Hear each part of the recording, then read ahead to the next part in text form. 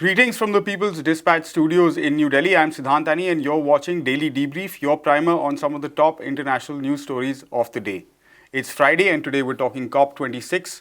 We're talking the Biden administration's new social spending bill, local elections in South Africa, and why students in US are lying about their college admissions, or at least about their race. We're starting things off with the 26th session of the Conference of the Parties, or COP26, which gets underway in Glasgow this Sunday. The summit is the United Nations' primary meeting on climate change, bringing together parties to mitigate the impact of climate change and ensure collective action. Over 190 world leaders will be among the participants. Globetrotter Chief Correspondent Vijay Prashad will soon be in Glasgow, where he'll be covering the discussions as well as alternative mobilizations by progressive groups. My colleague Prashant spoke with him earlier for the lowdown on what we can expect over the next 2 weeks. Thanks, Siddhant. Vijay, like Siddhant mentioned, you're heading off to Glasgow soon for covering a conference, which, of course, there's a lot of discussion about it, a lot of talk about numbers. Actually, some of which can be pretty confounding for readers and viewers across the world. But broadly, what do you see as the key themes that are really up for discussion at COP26 in Glasgow? Well, this is the 26th COP. The previous meeting was in Paris in 2015. They are meant to be held every 5 years. It was put off for a year because of the pandemic. At the COP meeting in Paris, the advanced countries, I don't know why we call them advanced countries, but the advanced countries, that is to say the G20, the G7 states, refused to allow any net zero emissions platform to be produced. They were quite strict about the fact that they were not going to go anywhere.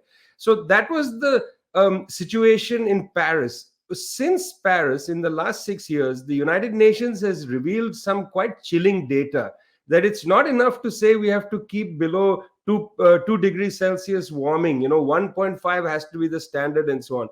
So now countries are to some extent woken up to the fact that there has to be a cut on deforestation. There has to be a discussion about coal-fired plants. There has to be a discussion on net zero carbon emissions. All of this is on the table now. The problem is, how will it be settled on the table? What's happened is that the G7 states, which meet before Glasgow, are very clear that they are not going to move. The G20 will meet before Glasgow. They are very clear they are not going to really own up to the fact that by their own numbers, you talked about numbers, 80% of emissions come from these countries. They're not going to own up to that. And therefore, they are going to use the Glasgow meeting to put pressure on particularly India and China to cut coal emissions. This is going to be the strategy of Biden and company. Look, there's a lot of talk of financing for the transition. It's just not on the table, Prashant. It's not on the table. Absolutely. Vijay, in this context, of course, one of the key questions is whether, the countries, for instance, which are likely to be very strongly affected by it. We're talking about the smaller countries. We're talking about the island nations. Many of them already seeing the impact of these climate change and major climate events. So do you think that there'll be an actual space for them to effectively voice their concerns to reach some action? There are two sets of countries that we need to look at. One is the small island states. And let me just say that this is the canary in the coal mine. There are already islands that are disappearing. The more warming you get, the higher the sea level, because the ice caps will melt. And therefore, you start losing low-lying lands. One is the small island states. They don't get any consideration, frankly. And I don't think that's going to change. Secondly, it's countries that are not major polluters that are experiencing the terrible effects of the climate catastrophe. Take the whole continent of Africa, where the data is pretty clear. 54 countries or so. It is said that the total emissions from the African continent, about 4% of the global emissions. And yet, you're seeing the desiccation of the Sahel region. The Sahara is growing southwards. You're seeing catastrophic climate events and so on. At the same time, you're seeing that power infrastructure, where there is power infrastructure, is degraded, such as Eskom in South Africa. So, there's no money for any transition. The African continent should actually be the focus of COP, and there should be a united agenda to provide financing so Africa can leapfrog over carbon polluting technologies into renewables. Let the continent become a model. But no, that's not going to be the way they'll discuss things. They'll talk about cut in the developing world, and then they'll talk about, modest targets set for the developed countries. And I think that's a pity. That's a missed opportunity. Absolutely right. And of course, in this context, Vijay, there's been a lot of talk about, green capitalism, in the West, especially where there's, the understanding that a market might actually be able to provide the best solutions to the problem. What do you make of this argument? Well, I know it's there, and I know sensible people seem to believe in it. Unfortunately, like with many other forms of human life, I don't think you can put a price tag to the climate as such. Look, for about 400 years, climate has been treated as an externality. Capitalist firms have spewed carbon, into the environment, thrown garbage into the oceans, and so on. We've treated the climate and nature as an externality, something outside costs. Just bringing it into the account books now is not going to save the matter. I mean, okay, you want to do a little green capitalism here and there, that's probably okay, fine, go ahead, but it's not going to solve the problem. That's what are we trying to do? Create markets for things or solve the problem? If you're trying to create markets for things, go ahead, can't stop you, you're going to do it anyway. If you're trying to solve the problem, don't fool us that this is not a solution to the problem. It's a solution to the problem that a lot of financiers have a hard time finding things to invest in. That's a different problem. You want to solve that problem? Solve it. Solve it on the back of the climate. Fine.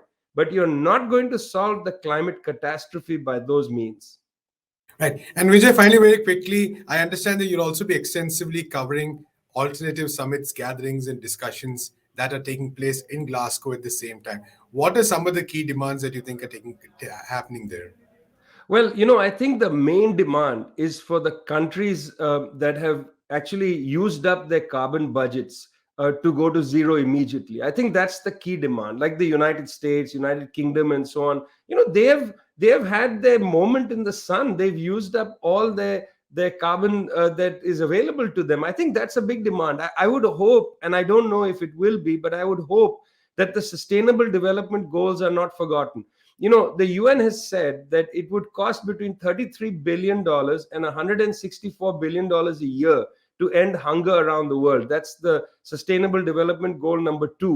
164 billion is the high number they revised upward during the pandemic. That's nothing compared to what they are thinking of spending for this climate transition. Why don't we have those issues on the table as well? I believe, frankly, if people are more educated, if they have food and so on, there'll be a greater appetite in the planet to think of novel ways of organizing our way of life. Thank you so much, Vijay, for talking to us. Thanks a lot. On to the US now, where after weeks of talks, the Biden administration has rolled out what it's called the Build Back Better bill, which envisions a number of projects in areas stretching from climate change and social security to healthcare and housing. However, this was supposed to be a much larger package. The original cost was estimated at 3.5 trillion US dollars. Despite the drop in cost, though, it's being opposed by Republicans, so Democrats are trying to enact the plan through what's called reconciliation, which will allow it to clear the Senate solely on Democratic support. This has placed the focus on two Democratic senators who have been widely criticized for their roles in the discussions. Prashant, firstly and most importantly, what's been left out of the current package, which brings us to almost half? Exactly. And what are these two senators in particular? What are they talking about? Right. So, like Siddhant, like you said, the original cost was supposed to be nearly over 3.7. Now it's just 1.75 trillion. And if you look at the ideas that are being discussed, the proposals that are being introduced, some of them are quite basic. Some of them are, very essential at this point of time. For instance, there's $500 billion in climate change. We'll come to that later. But some of the proposals that were left out were even equally basic. For instance, the idea of free community college for a lot of young people who desperately need it, that has been taken out. The idea of a tax on billionaires, one of the most important demands of people across the world, that was originally in the proposal, that has been taken out. The idea that, for instance, prescription drugs, the price of these drugs should be negotiated based on the international prices so that older people don't have to pay more. Right. That has been taken out. And something as simple as, say, Medicare, which is medical health insurance for senior citizens, providing spectacles, or hearing aids, one of the most such a basic thing. Yeah. Even that has been thrown out of the set of proposals. Another important proposal that has been thrown out with regard to climate change is the idea that, say private firms, they'll be set certain quotas, they'll be rewarded if they do it, they'll be fined if they don't. So basically what has happened is that, and of course there are a number of other small cuts, these are just some of the issues I'm telling you. So if it has declined so massively, you can imagine that across the board, almost all areas have been cut. So this is what brings us to the two senators we were talking about. This is Joe Manchin, who's the senator from West Virginia, and Christian Sinema, who's the senator from Arizona. Now, like you said, the United States has a 100-member Senate, and 50 of them are Republicans, 50 of them are Democrats, which means that if the Democrats want to pass this bill, it boils down to all of their groups staying together. Yeah. And now this gives a lot of power to certain senators. Now, it's important to note that this is not the individual flaws of senators or whatever, as much as the fact that all senators, for that matter, and also these two, are backed, funded by a variety of interests, big corporate interests. Lobbies, So it's basically their lobbying and their interests that are being represented in the debate there, not the interests of the American people. So our friends at Breakthrough News, for instance, have covered this extensively. One of the aspects they pointed out was the fact that almost all the proposals that we're talking about are popular among Democratic voters and Republican voters. It's only in Congress, in the House of Representatives and in the United States Senate that there is so much discussion going on, because at least some of these proposals seek to sort of, target the interests of big capital. Right. So at the end of the day, we have, say, about 500 billion for climate change. A lot of this in the form of tax credits. How much of this is going to be spent is a different question. Some advances in terms of Medicare, in terms of education, in terms of housing. For instance, the housing funding, about 150 billion is going for housing. But the important thing to note is that there is not going to be much money spent on building new houses. Right. And the estimate is that nearly 6.8 million houses are needed in the United States. So we have the situation of one of the richest countries in the world, where 2 or 3 individuals representing, say, corporate interests, and the fact that a Republican Party, which is completely dedicated to the idea of opposing the Democrats, are basically stopping very significantly the ideas that could actually make a difference to the lives of millions of people. So it's really strange to sort of watch this in action, because like I said, some of these proposals are so basic, but the fact that they're still up for debate is really difficult to understand. Yeah. When I suppose other kinds of legislation is passed through without any debate. Military budget, for instance. For instance. So like you were saying, a lot of this is commonsensical and necessary and being supported by voters across party lines. Why then this opposition by the Republicans, and what does it kind of tell us about the way US politics is structured? Right, so the issue basically here is that the United States is a democracy, of course, but at the same time, its structure is a bit skewed, for lack of a better word. Which means that the Senate, a 100-member body, that's the upper house, exercises a huge amount of power, despite the fact that its structure is very, its structure is not really based on population as much as states. Every state has 2 senators, which means that even less populated states, even states with not so many people or with a particular kind of population, all of them have the same amount of power, right? So it really, population is not what determines the composition of the Senate. And the fact is that unlike in some other countries, the upper house of parliament, or the Senate in this case, is not really a ceremonial body. It is a body with maybe as much power as the House of Representatives, which is the popular vote, body, so to speak. And again, a lot of this is also being changed through redistricting processes, whereby, say, Republicans try to sort of change constituencies, or so that they're more suited for their interests. So right now, the United States actually has an extremely dysfunctional political system. And again, like one of our colleagues at Breakthrough News pointed out, it's wrong to see this as a Republican versus Democrat battle. It's more a battle of the billionaires versus the poor people or the common people, because that's really what's playing out at the level of Parliament or the Congress in the United States. And added to this is the fact that there is a Republican Party which has become one of the most right-wing parties in the world. In fact, a recent study from a couple of years ago actually measured political parties across the hue. So it's interesting to note that the Democratic Party, which is considered left, is actually right-wing when you look at many European parties. So it has the same policies as many European right-wing parties.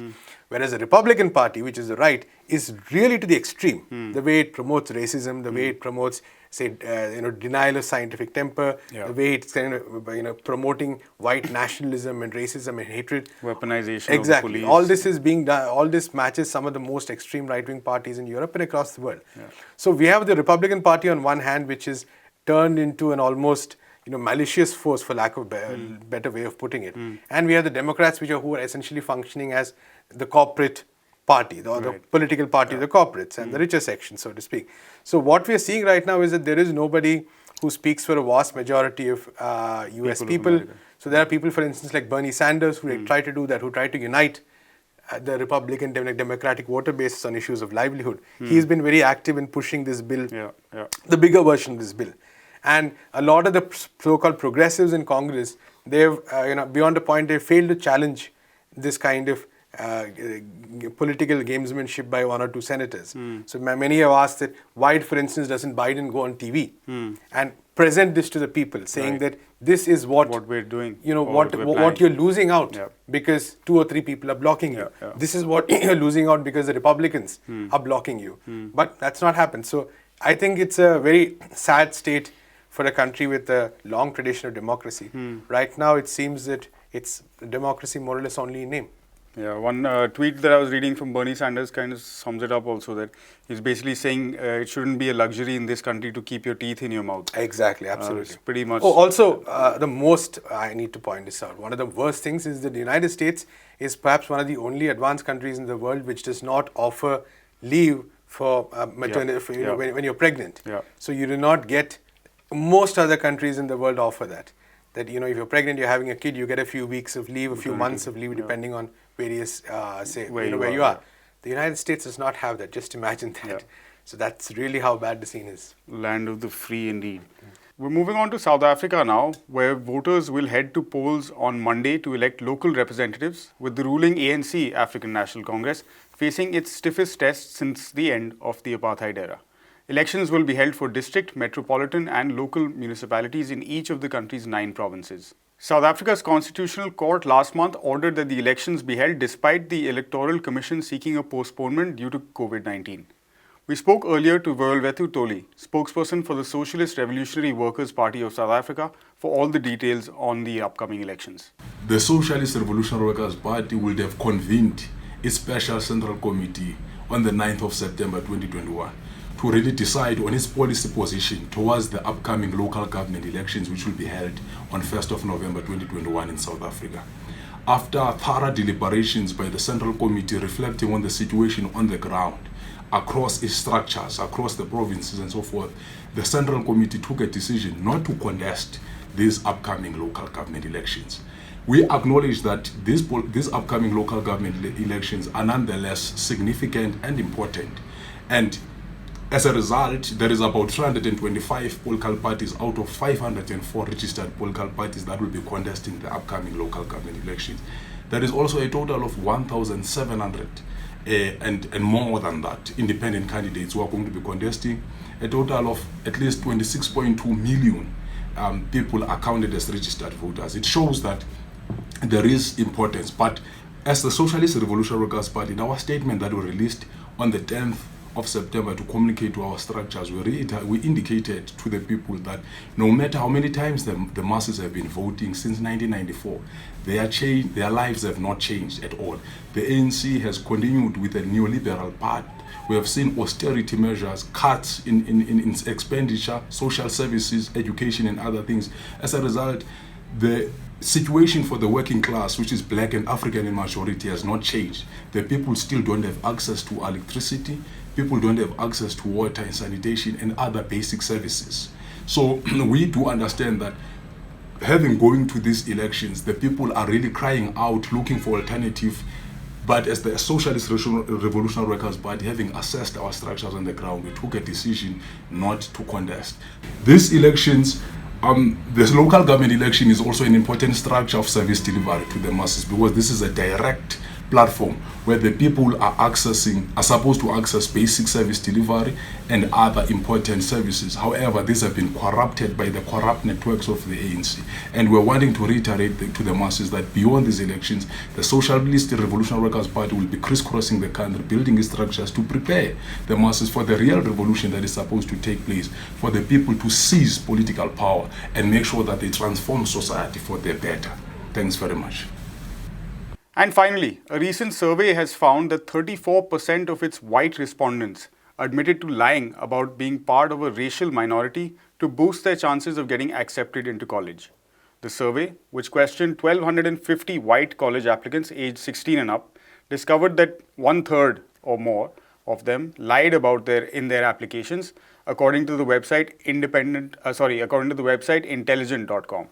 For example, 48% of respondents falsely claimed to be of Native American descent, and about 9% lied about being Asian American or Pacific Islander.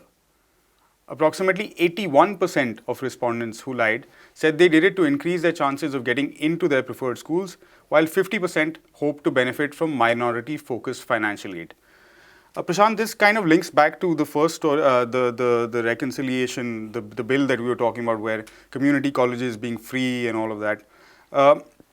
Of course, you sympathize with students who are, facing this kind of competition to get into schools. We see it in India on a massive scale.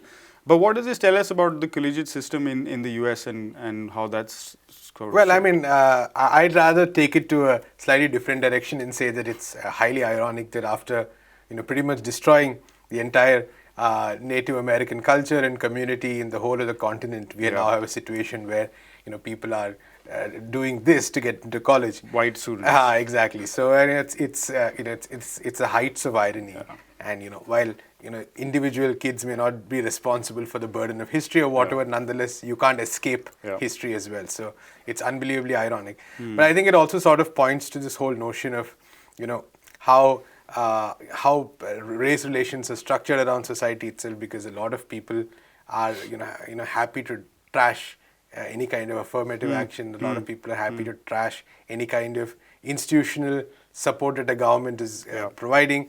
So while on the one hand there is, like I said, this unbelievable irony of so many students pretending to be Native American, while Native American culture and Native American communities are under a massive amount of attack in the United States today. We saw that with COVID recently. We see that every day. So it's what do you call it? It's really odious in some ways. At the same time, it's like you said, it's also a good pointer to the fact that as a society and as a system, this is just one survey. Surveys, you can always sort of debate and discuss whether they're valid or not. So, and we can even keep this survey aside and nonetheless say that this really shows the fractures and breakdowns that are happening in every aspect of life in the United States. And this makes its pontificating about affairs across the world even more exasperating. From a normative point of view. Hypocritical, for lack of a better word. All right, Prashant, I think we'll let you go. I hope you have a good weekend. Thank you. And we wish all our viewers the same as well. You've been watching Daily Debrief. That does it for us this week. We'll be back Monday with the show as usual, same time, same place. Until then, follow us on social media for more on all of these stories and visit our website, peoplesdispatch.org. We'll see you next week. Goodbye.